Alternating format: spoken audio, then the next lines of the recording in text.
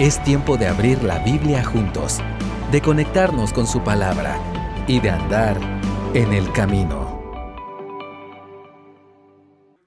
La semana pasada estuvimos dando inicio a esta nueva serie, esta serie para la Navidad, y veíamos todas las profecías que apuntaban hacia Jesús, la improbabilidad de que un hombre en esta tierra pudiera cumplir con cada una de las profecías. Solo evaluamos las que mencionó Omar, fueron muy pocas, y esas pocas ya eran imposibles de cumplir. Si existiera, no sé, Omar, si en tu estudio pudiste, o hay alguien que se ha atrevido a agarrar todas las profecías y ver, sería, si el número ya así era imposible, evaluando todas las profecías de la Biblia sería impensable. Y el día de hoy estaremos compartiendo acerca de otro pasaje, en este caso, la experiencia que tuvo Zacarías. Y quiero invitar esta mañana a abrir su Biblia en Lucas 1 y estaremos leyendo los versículos 67 al 69. Y ya Fito y Miriam nos hicieron el favor de introducir el Benedictus, el cántico de Zacarías, del cual estaremos hablando esta mañana. Quiero invitarle a acompañarme en una oración para pedirle al Señor que pueda bendecir este tiempo. Padre Celestial, esta mañana te venimos agradeciendo por tu bendición, por tu regalo, primeramente por habernos dado la salvación en Jesús y habernos dado esperanza, y también darnos la oportunidad de reunirnos aquí, Señor, en tu iglesia, con nuestros hermanos en la fe, para recordar el gran regalo que nos has dado, para desafiarnos mutuamente a compartir de este regalo y para animarnos a compartir con otros durante este tiempo de Navidad que el más grande regalo, el verdadero regalo, el único de importancia, ya vino y está con nosotros en la forma de su Espíritu.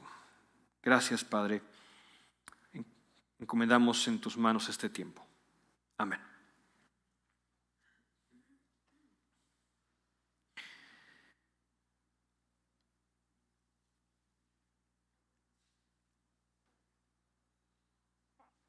Se calcula que aproximadamente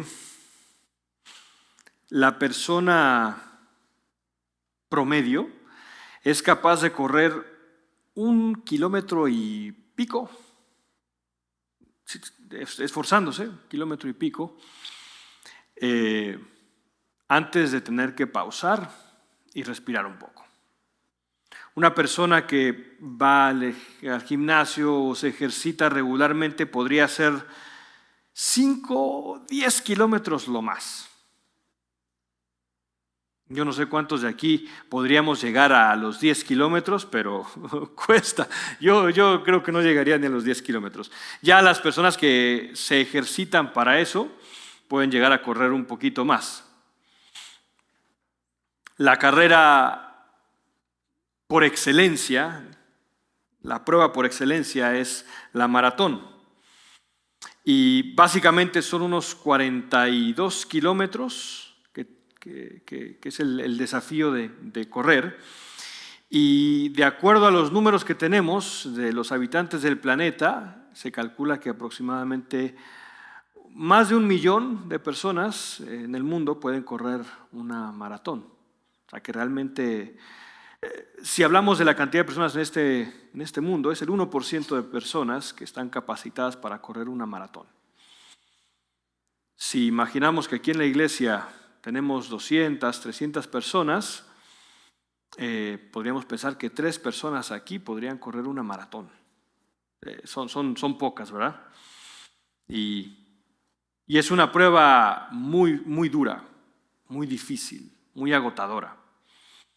Tengo un primo que le dieron ganas de ejercitarse y especialmente aceptó el reto de correr largas distancias y corrió una maratón recientemente, pero la primera hora le costó muchísimo, la de Chicago, una famosa.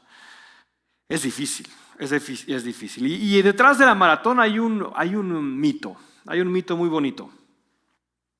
Al parecer, la historia verdadera de la maratón, según nos la cuenta Heródoto, fue un soldado que corrió pidiendo de maratón a Atenas, que él corrió hacia Atenas, pero el corredor inicial lo que quería era refuerzos. El corredor inicial lo que corrió fue una distancia para pedir socorro o ayuda. Pero como buena historia se va tergiversando, va cambiando, va evolucionando y va cambiando de tintes. La historia que nos llega a nosotros es que fue un soldado que corrió para avisar de la victoria que habían tenido sobre los enemigos. Entonces corrió esa distancia para avisar sobre la victoria.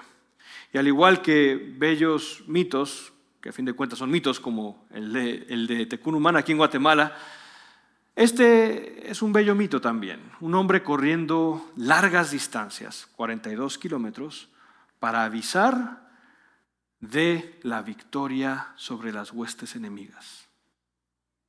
Imaginamos a alguien corriendo esos 42 kilómetros de la maratón. Esos 42 kilómetros no se corren gratis. Uno suda. El mito también decía que esta persona moría del cansancio después de correr esa larga distancia. Si imaginamos que fue alguien que luchó o un soldado que ya se había cansado en batalla, podemos imaginarlo, o alguien sin agua, ¿verdad? Las maratones modernas hay muchas personas que están a las orillas dando un poco de agua a los corredores. ¿Qué motivaba a este soldado, según el mito? ¿Qué motivaba al soldado? El gozo de avisar de la victoria sobre el enemigo. La felicidad y el gozo lo motivaba a correr.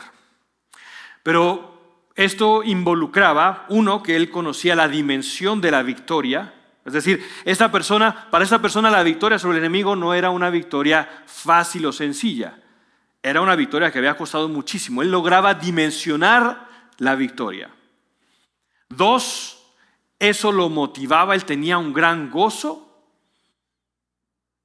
Y ese gozo lo motivó a atravesar esa gran distancia para compartir esa buena noticia. Y tres, sabía que esa noticia tendría un gran impacto. Si él no dimensionaba la historia, si él no dimensionaba la importancia, no habría necesidad de correr. Si él pensaba que su esfuerzo sería en vano, tampoco él tendría el deseo de correr esa carrera. Y la razón por la cual inicio de esta manera es porque nuestro evangelio, lo que nosotros compartimos con las personas, el evangelio, son buenas noticias. La palabra evangelio viene de ahí, buenas noticias. Y en Navidad, cuando nosotros pensamos en compartir con otros las buenas noticias, olvidamos precisamente eso. Que con todas las personas tendríamos que compartir con ese mismo denuedo, con ese mismo gozo, la buena noticia. Zacarías pasó por una circunstancia similar. Él no podría compartir la buena noticia si no lograba dimensionar cuál era esa noticia que él iba a compartir. Pasó un buen tiempo entendiendo esa buena noticia, pero cuando fue su momento de compartirlo, lo hizo, y lo hizo de una manera preciosa. La historia de Zacarías, de Elizabeth y de Juan el Bautista, nos la relata Lucas desde el versículo 5 hasta terminar el capítulo. Y quiero que entendamos un poquito del trasfondo de Zacarías para poder dimensionar el anuncio que se le fue dado. ¿Alguien se acuerda qué características compartían junto con su esposa? Ellos eran piadosos. Lo podemos leer en el versículo 6. Bueno, primero en el 5 tenemos la información de que su esposa, Elizabeth, era descendiente directa de Aarón. Había pedigrí, en esa familia, ¿verdad? Pero no solamente eso, sino en el 6 dice que ellos eran justos delante de Dios, se conducían intachablemente en todos sus mandamientos y preceptos del Señor. Ahora el 7 nos cuenta, nos introduce este problema. Ellos no tenían hijos. Y no tener hijos conllevaba una dificultad. Hasta el día de hoy, si una pareja desea tener hijos y no pueden tenerlos, es complicado, es difícil. Es una prueba difícil.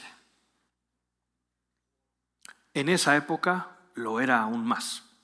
Habían dos razones por las cuales esto era muy complicado. Primero, no había IGS, no había seguro social.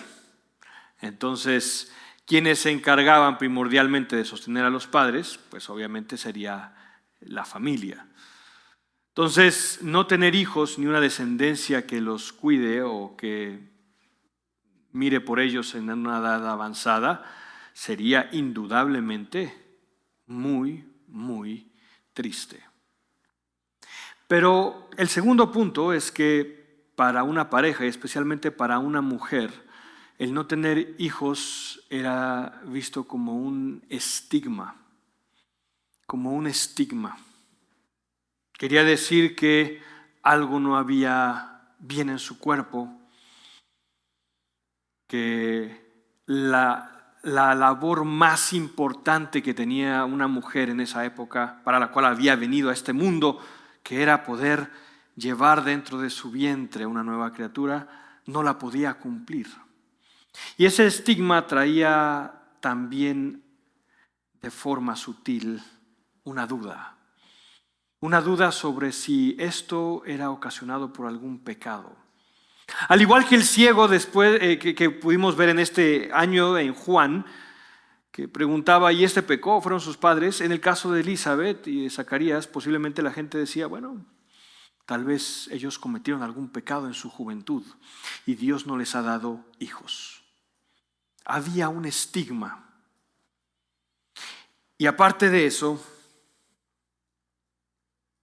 ya viejos, ya ancianos, con esa incertidumbre,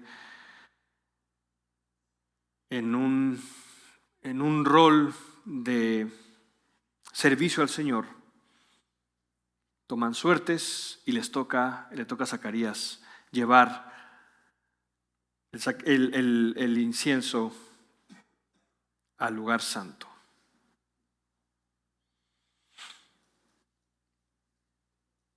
Estando ahí, se aparece un ángel. Y el ángel le da a Zacarías un anuncio.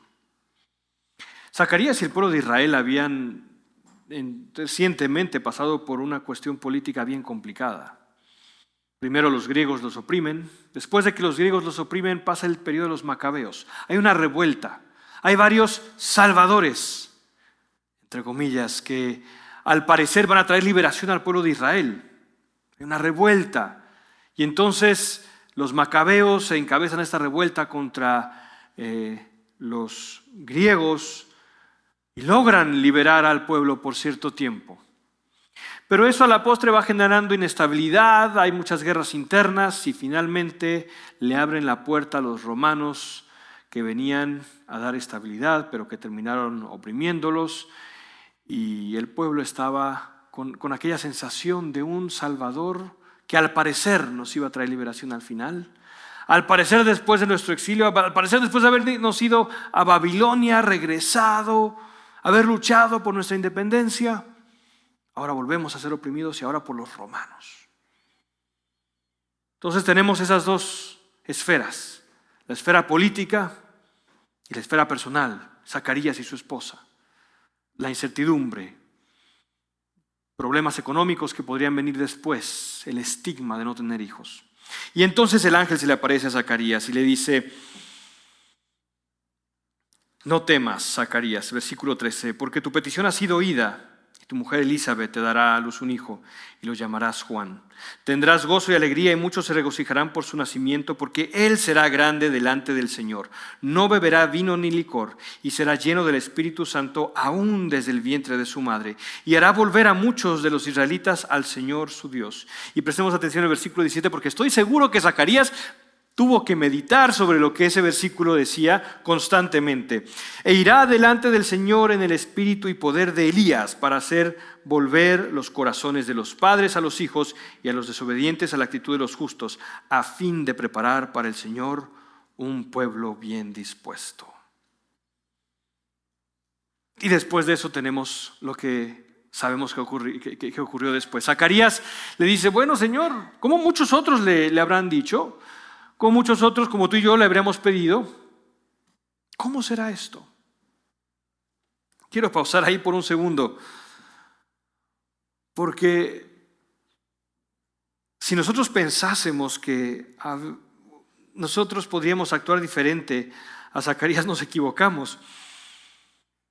Cuando vemos algo tan maravilloso como la venida de nuestro Señor Jesús, lo que celebramos en Navidad,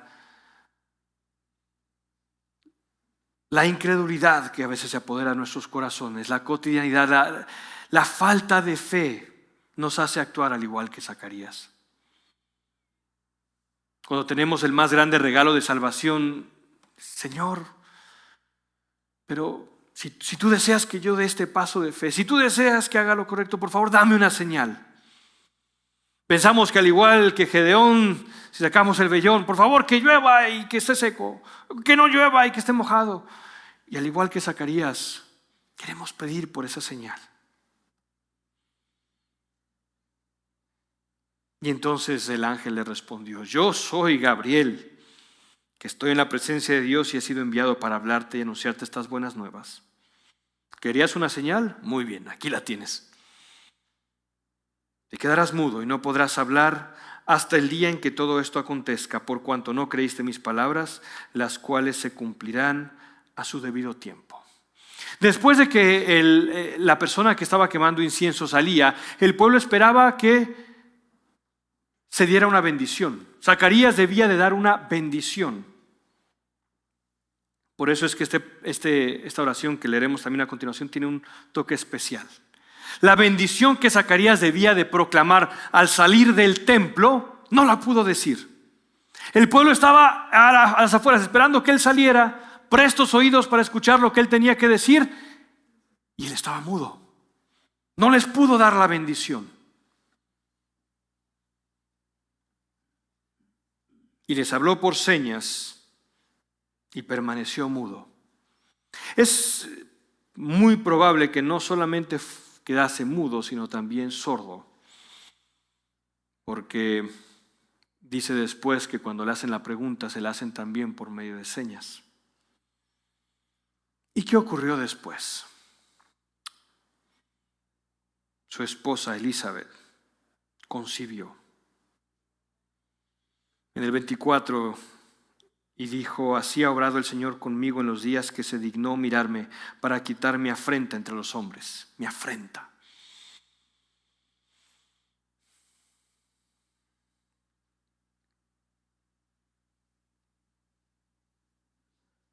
Nuestro pueblo está afrentado. No solamente por malos políticos, también por malos cristianos, por pecados pasados. Hablaba acerca de las familias. ¿Cuántos secretos hay en las familias? ¿Cuántos secretos sobre cosas que mejor no se deben de hablar? Porque es una afrenta para la familia. ¿Cuántos pecados dentro de nosotros mismos o en nuestro pasado existen que son también una afrenta para nosotros? ¿O cuántos de nosotros hemos sido despedidos injustamente? Se han levantado manos acusando cosas falsas y eso ha puesto una afrenta sobre nosotros. Pero la afrenta más grande que tenemos nos la hemos puesto nosotros mismos al haberle dado la espalda a nuestro Señor. como personas, como individuos, pero también como sociedad. Y contra ellos se antepone la buena noticia, el Evangelion, una buena noticia por la cual podríamos correr el doble de maratones, si la pudiésemos dimensionar. Y entonces Zacarías pasa, ¿cuántos meses creen que pasó él meditando en el anuncio del ángel? ¿Cuánto tiempo habrá pasado?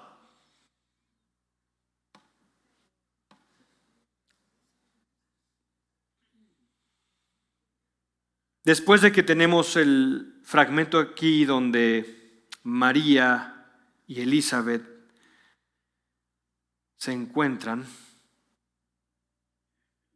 pasamos al versículo 67. Bueno, vamos a ir un poquito más antes, al 57. Cuando a Elizabeth se le cumplió el tiempo de su alumbramiento, ¿cuánto tiempo entonces? 9 meses. Dio a luz un hijo.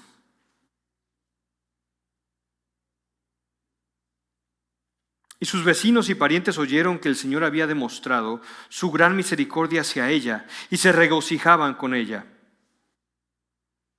Al 8º día vinieron para circuncidar al niño y lo iban a llamar Zacarías, según el nombre de su padre. No, sino que se llamará Juan, respondió la madre. Y le dijeron, no hay nadie en tu familia que tenga ese nombre. Entonces le preguntaban por señas, aquí es donde les digo que le hablaban por señas al padre, al parecer también había quedado sordo, cómo lo quería llamar. Pausemos ahí un segundo. 1. Zacarías, al momento de recibir el anuncio del ángel, incluso al ver a un ángel, la aparición maravillosa del ángel, dudó. Nuestros corazones pueden dudar a pesar de la gran obra del Señor. 2. El ángel le dijo lo siguiente. El ángel le dijo, vamos a regresar al versículo 20. No podrás hablar hasta el día en que todo esto acontezca. Que él tendría un hijo, que su esposa concebiría y tendría un hijo. ¿Cuánto tiempo había pasado antes de este preciso momento? Después del nacimiento de Juan el Bautista. 8 días. Es decir, Zacarías permaneció mudo por 9 meses, comunicándose por señas, pensando en las palabras del ángel, Y después nace su hijo, él puede ver que nace su hijo y seguía sin poder hablar.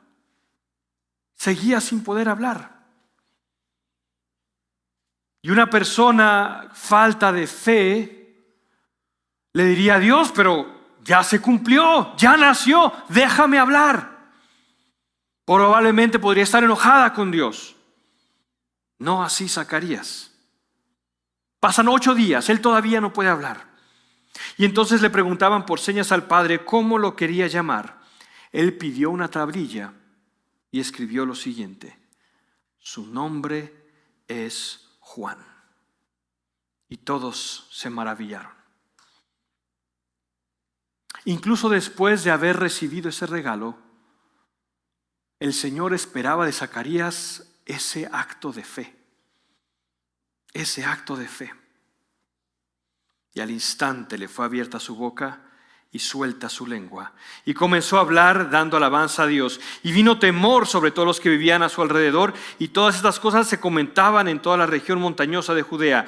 Todos los que las oían las guardaban en su corazón, diciendo: ¿qué pues llegará a ser este niño? Porque la mano del Señor ciertamente estaba con él. Y entonces aquella bendición que Zacarías debió haber pronunciado sobre el pueblo 9 meses y 8 días atrás, la pudo decir en este momento. Y fue una bendición singular. En esta bendición yo puedo ver 4 cosas que Zacarías quiso comentar. Primero, él bendijo al Señor por la redención que traía al mundo. Segundo, él bendijo a Dios por la fidelidad del Señor. Tercero, él bendijo al Señor por aquella visión que Dios mostraba. Y cuarto, por el propósito que esto traería. Quiero invitarle a leer conmigo este pasaje. Vamos a leer la primera sección que va del 67 al 71. Su padre Zacarías fue lleno del Espíritu Santo y profetizó diciendo: bendito sea el Señor, Dios de Israel, porque nos ha visitado y ha traído redención para su pueblo, y nos ha levantado un cuerno de salvación en la casa de David su siervo. El cuerno de salvación hace memoria, o es la idea del toro. El toro podía cubrirse, defenderse con un cuerno. Tenía la frente dura, pero el cuerno le permitía defenderse. Un cuerno de salvación en la casa de David su siervo, tal como lo anunció por boca de sus santos profetas desde los tiempos antiguos. Salvación de nuestros enemigos y de la mano de todos los que nos aborrecen. En esta Navidad, cuando nosotros celebramos el nacimiento de Jesús, lo primero que debemos de tener en cuenta, de acuerdo a la bendición de Zacarías, es que el Señor nos ha traído redención, nos ha visitado. De la boca de Zacarías en ese momento, antes de hablar acerca de la suerte que tendría él, porque ahora ya no se vería desamparado en su vejez. Antes de decir, finalmente ha quitado la afrenta de mi esposa, antes de decir, finalmente vendrá el gobierno que derrotará a todos. Recordemos que el ángel habló acerca de volver el corazón. Vemos en Zacarías un cambio de la esperanza mesiánica. Ya no venía la esperanza mesiánica de los macabeos. Sí, el Señor traería liberación de sus enemigos, pero esta esperanza había cambiado. Cada uno de nosotros que en esta Navidad podamos celebrar el nacimiento de Jesús, tenemos que celebrar que el Señor nos ha visitado. Si en nuestra mente no existe la desolación previa a esta visitación, si no estamos conscientes de lo mucho que nosotros necesitábamos esta salvación y cuántas personas necesitan esta salvación, no podremos alabar a Dios en esta Navidad. Si al igual que la persona que corrió la carrera de maratón, no hemos visto la batalla, no presenciamos que casi nos derrotaba el enemigo y que finalmente nos ha visitado el Señor, no estaremos dispuestos a correr una maratón.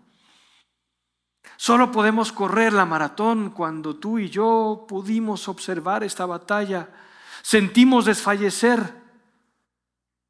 cuando hemos observado a nuestro alrededor todo el dolor, todo el estigma, todas las heridas y todo el pecado que hay a nuestro alrededor. Si no logramos dimensionar eso, tampoco vamos a dimensionar la importancia de la Navidad. El Señor nos ha visitado. Esta es una buena noticia. Esta redención ha llegado. El segundo punto, no solamente bendiciendo al Señor por su redención, también hablaba de su fidelidad. La semana pasada platicábamos precisamente eso. Si el Señor cumplió sus promesas y si fue fiel en el pasado, Él también será fiel en tu vida. Él le mostró su fidelidad a Zacarías. Y Zacarías pudo haber dudado de la fidelidad de Dios después de que naciera su hijo y él no podía hablar todavía. Pero nosotros recordamos que los planes del Señor son distintos a nuestros planes. Señor, ¿cómo puedes mostrar tu fidelidad en medio de la enfermedad? ¿Cómo puedes mostrar tu fidelidad en medio del desempleo? ¿Cómo puedes mostrar tu fidelidad en medio de un abandono? De un hogar sin padre o sin madre, de una persona cuyo corazón ha sido roto, en medio de la depresión, de la inseguridad. ¿Cómo puedes mostrar tu fidelidad, Señor? ¿Por qué la fidelidad del Señor se basa en quién es Él? el que es, el que fue y el que será. Dice el versículo 72, para mostrar misericordia a nuestros padres y recordar, ¿qué? Su santo pacto. El juramento que hizo nuestro padre Abraham. Concedernos que, librados de la mano de nuestros enemigos, le sirvamos sin temor. ¿Qué iba a recordar? Su santo pacto, su fidelidad. Y saben, ahí mismo decía en la Escritura, algunos tienen por tardanza la venida del Señor. Ya pasaron 2000 años y muchas personas siguen diciendo, Él no volverá.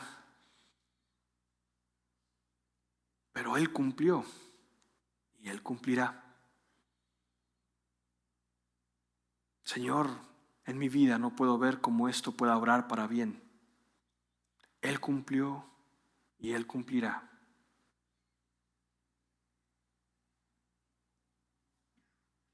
Pero ¿cuál era el propósito de esa fidelidad? Dice el 74, les sirvamos sin temor, en santidad y justicia delante de Él todos nuestros días. Y ese es el tercer punto. No solamente tenemos una bendición por redención, la bendición por la fidelidad, sino también la bendición por aquella nueva visión que tenía Zacarías. Probablemente antes del encuentro con el ángel, Zacarías tenía una visión distinta. Él esperaba a alguien como los macabeos, alguien que vendría con espada a librarlos de los romanos. Pero el ángel y la visión del ángel, estos 9 meses pensando y meditando, cambió su visión. ¿Cuál era su visión? ¿Cómo se imaginaba a él? Él se imaginaba a él y a su pueblo sirviendo a Dios sin temor. ¿Y de qué manera? Dice el versículo 75, en santidad y justicia delante de Él todos nuestros días. La visión de Zacarías había sido cambiada. Él no quería la Navidad para aquel poderío político. Señor, devuélvenos a este Mesías que nos permita llegar, al igual que el rey en el imperio del rey David, hasta el norte, hasta el Líbano, conquistar e irnos hasta Moab, y en el sur llegar hasta el Mar Muerto, hasta el Mar Rojo. Esa extensión, esa grandeza, eso queremos, Señor. Su visión cambió. Y tu visión y mi visión también en esta Navidad deben de cambiar. Porque si no, no vamos a poder alabar a Dios. ¿Cómo iba a ser? ¿Cuáles son las características de Juan el Bautista? Las características de Juan el Bautista, el hijo que le había el ángel anunciado a Zacarías y a su esposa, era un hijo que no les iba a dar descendencia. Posiblemente era un nazareno, persona que se dedicaba exclusivamente al Señor. Pero eso superó con creces lo que él quería, porque su visión había sido cambiada. ¿Y qué si Dios te llama a servirle? ¿Y qué si Dios te llama a la misión? Créame que la misión no es nada fácil. Es sumamente difícil para todos, para los que se quedan, para los que se van. Y si Dios te llama a eso, y si Dios te llama a entregar parte de tus pertenencias, y si Dios, cuando tu visión está ahí, al igual que Zacarías, eso lo abrazas. Y en esta Navidad esa debe ser también nuestra visión, no un intercambio de regalos.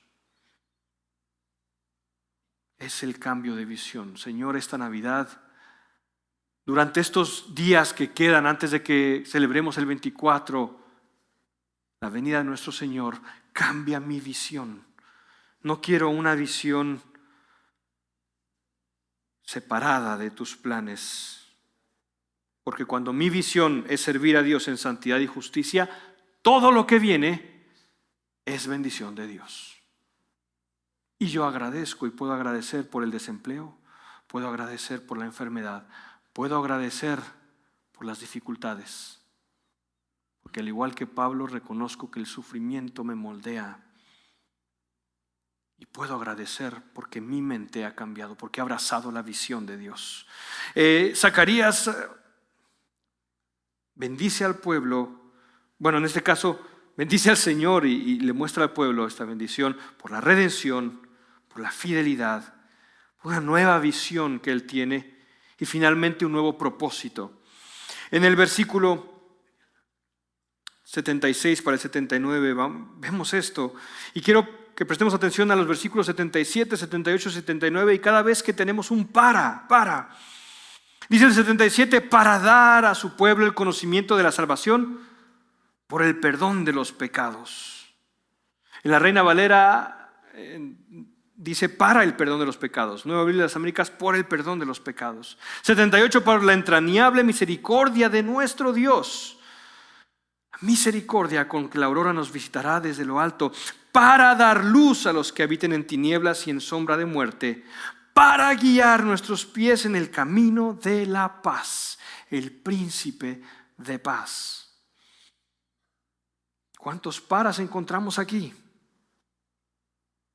Este propósito, tu vida y la mía tienen un propósito. Zacarías entendía esto en la vida de Juan, su hijo, pero también en tu vida y la mía debemos entender esto. Nuestra vida tiene un claro propósito.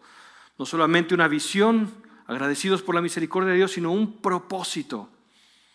¿Cuál es el propósito? Viene casado con la misión. Nuestro propósito es correr esta maratón. ¿Cuál es ese propósito?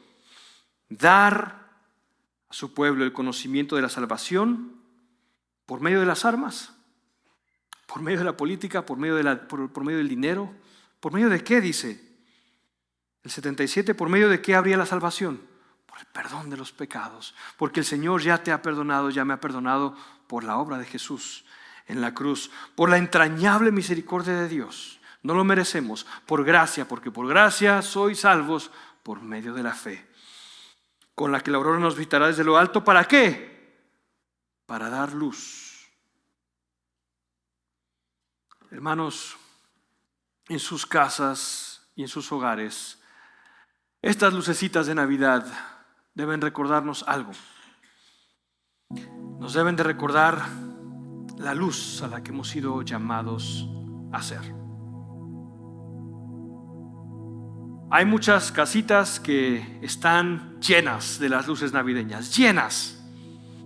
La persona le ha invertido muchísimo.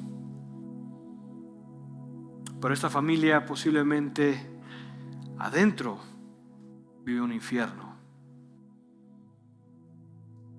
Vive un hogar en rencillas, un hogar en odio, en resentimiento, en infidelidad.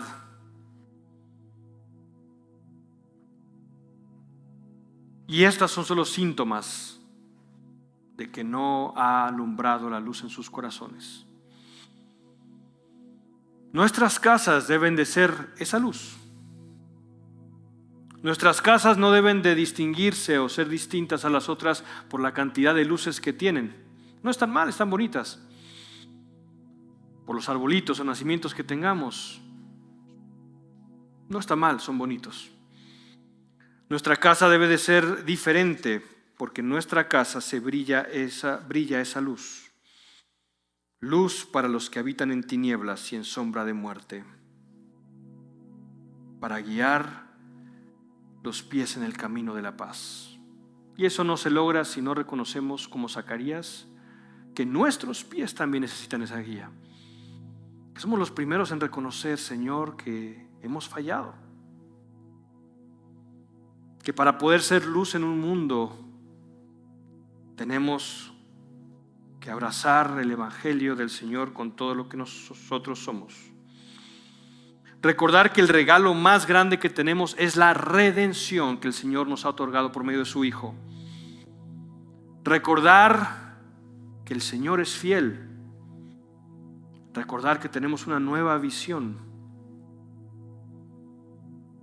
Que esa visión nos guía. No es una visión de un sueño americano. Bonita casa, 2 carros, patio delantero y trasero. Esa no es la visión que tenemos que abrazar. Tenemos que abrazar la visión a la que nos invita Zacarías. Y también tenemos que abrazar un propósito. El propósito que te hace a ti y a mí un corredor de maratón. Si no hemos entendido esto, no correremos la maratón. Si no corremos la maratón para poder compartir este evangelio, estas buenas noticias, es porque las noticias para nosotros puede que no signifiquen nada, porque estuvimos en la batalla, pero tal vez con los ojos cerrados. 2, pensamos que las noticias no valen la pena, que cuando las compartamos no van a lograr un impacto. Y 3, porque no tenemos el gozo de estas nuevas noticias, estas buenas noticias, estas buenas nuevas. Y al igual que el mito del corredor, debemos de correr la carrera. Oremos. Padre Celestial, te damos gracias esta mañana. Te alabamos, Señor, porque has traído a nosotros redención. Has traído a nosotros redención, Señor. Un mundo caído, un mundo en pecado, ahora ha visto la luz. Gracias, Padre Celestial, por tu redención. Te alabamos por tu fidelidad, Señor. Porque lo que tú prometiste lo harás. Porque tú serás fiel a tu palabra. Porque tú volverás. Porque tú nos seguirás santificando para poder mostrar esta luz. Te alabamos por esta nueva visión que tenemos, Señor. Esta visión en la cual, al igual que Zacarías, imaginamos todas las naciones postradas ante ti, alabándote por tu amor y por tu redención. Imaginamos aquella nueva tierra, aquel nuevo cielo, y decimos: Maranata, ven, Señor Jesús. Y abrazamos también, Señor, este propósito, que nuestra vida tiene este propósito, Dios, de ser luz a otros. Ser luz a las personas que viven en tinieblas, anunciando el mensaje de salvación y de esperanza que solo podemos encontrar en Jesús. Te pedimos que, al igual que Zacarías, que durante 9 meses estuvo meditando, nosotros podamos meditar durante estos días previos al 24. Podamos meditar, Señor, de tu fidelidad, recordar y entender esta gran salvación que ahora tenemos, para que así podamos correr 3, 4, 5 maratones, Señor, porque hay gozo en nuestro corazón, porque compartimos esta gran noticia, la noticia de que nos has visitado y que tenemos salvación en Jesús. Amén. Gracias por acompañarnos hoy. Esperamos que vuelvas y sigas conectado con la palabra.